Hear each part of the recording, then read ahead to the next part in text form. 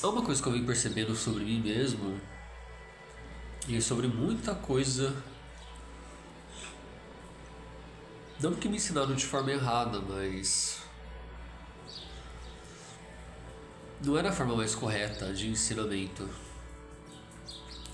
E eu venho reaprendendo basicamente tudo. Não só sobre o mundo, mas como ser um ser humano. Ou pelo menos como construir, fazer uma construção onde eu consiga alicerçar o meu mundo mental para criar as paredes da minha consciência para levantar uma belíssima estrutura de consciência, digamos assim.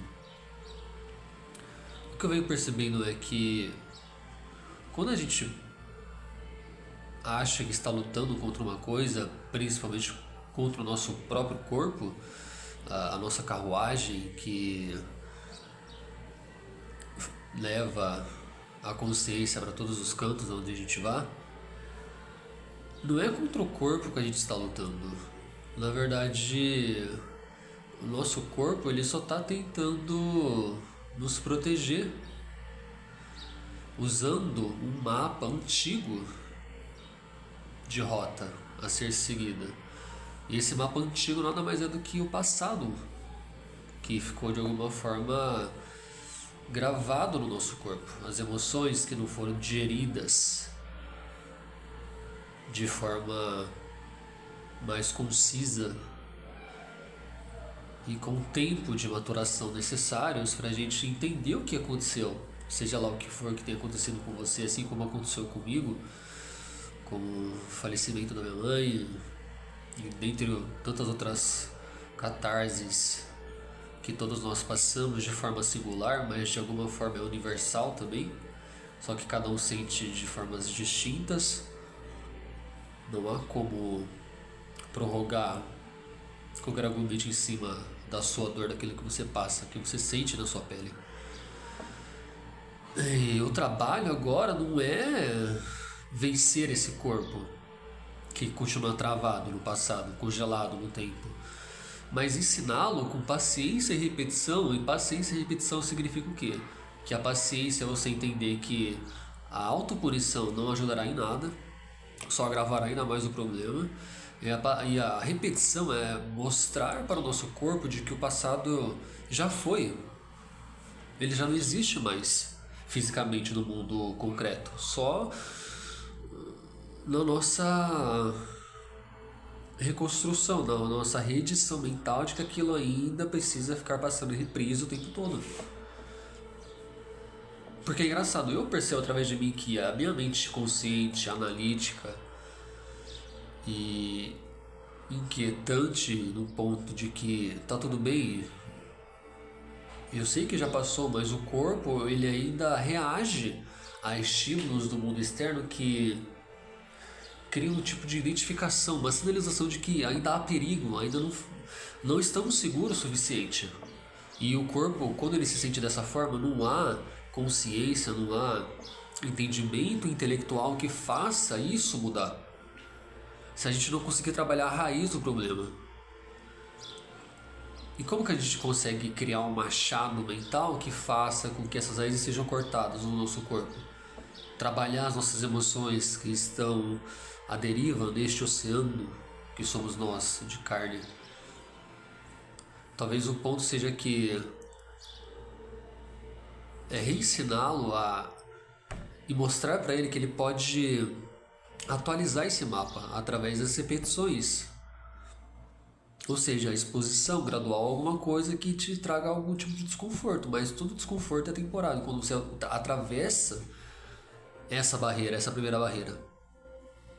Até porque tudo é difícil de começar. Depois disso, tudo vira inércia comportamental.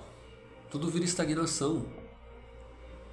É só você se manter em movimento. A única coisa que não definha é a mudança.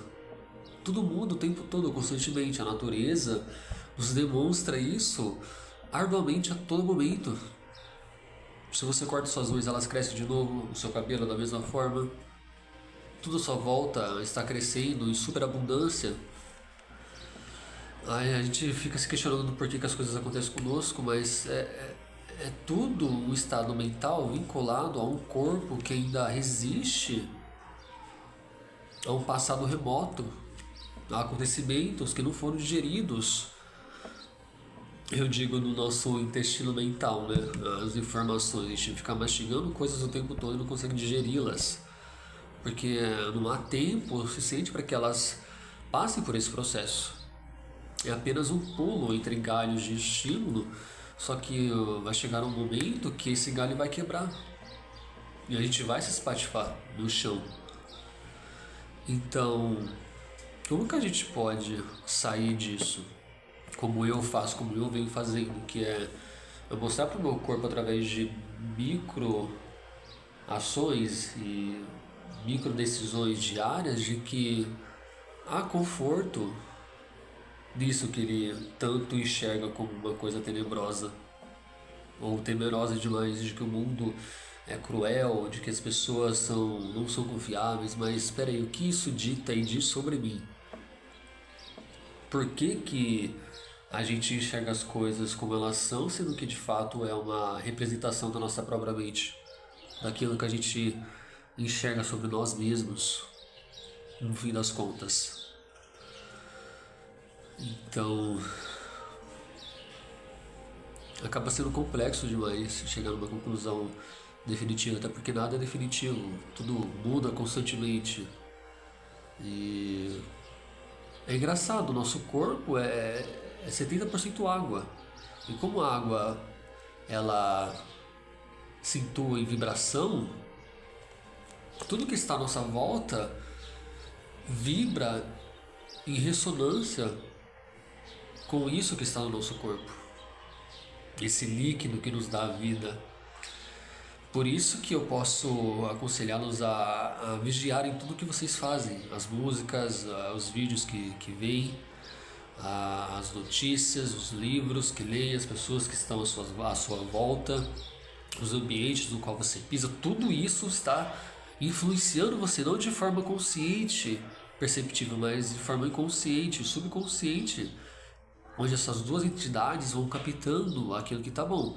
Se você está imerso nisso o tempo todo, é isso que eu vou captar, é isso que eu vou fazer com que a gente se torne. Não é exagero dizer que a sua energia é a coisa mais valiosa que existe, de fato é. Somos isso. Isso aqui que nos mantém de pé é apenas uma estrutura. E eu fico muito chateado comigo mesmo, percebendo que por que eu ainda me coloco em certas situações ainda sabendo que eu sei que não é o meu lugar? Por conta de medo. Só que é um medo que foi aprendido, mas de forma intelectual e racional parece muito fácil o entendimento. Só que o corpo, quando ele passou por uma fase onde ele aprendeu que uma emoção, que o comportamento é um padrão a ser seguido, a mente consciente não vai conseguir retrabalhar isso. Sendo que o corpo, ele sente muito primeiramente do que o cérebro consegue trabalhar de forma racional através do córtex pré-frontal para sinalizar que está tudo bem. Só que o corpo já identificou que há algum perigo, talvez por algum estímulo, algum gatilho do passado que tenha ativado esse estado de vigília constante, de luta ou fuga. E às vezes eu olho para mim mesmo e eu tô cansado de viver nesse corpo. Só que não é uma frase de que eu tô cansado da vida e eu vou acabar com ela. Você também talvez possa pensar dessa forma. Mas a questão é, eu não quero mais viver num corpo que tenha medo, que se sinta rejeitado pela realidade, que acha que é para ser controlado pelas circunstâncias, ou de temer as pessoas, de temer a vida, de vivê-la. Mas mostrar a ele que não é dessa forma, não precisa ser assim. Só que é um trabalho. É ardiloso, é como se o seu corpo fosse aquela argila toda deformada e você, o esculpidor, que é a consciência que está tentando rearranjar, retrabalhar essa argila para construir algum formato mais sólido, vai ter um pouco de trabalho, muita paciência e muita persistência para construir um molde de nós que caiba em um mundo, por mais que ele seja da forma que é, só que não carregar esse medo instintivamente o tempo todo.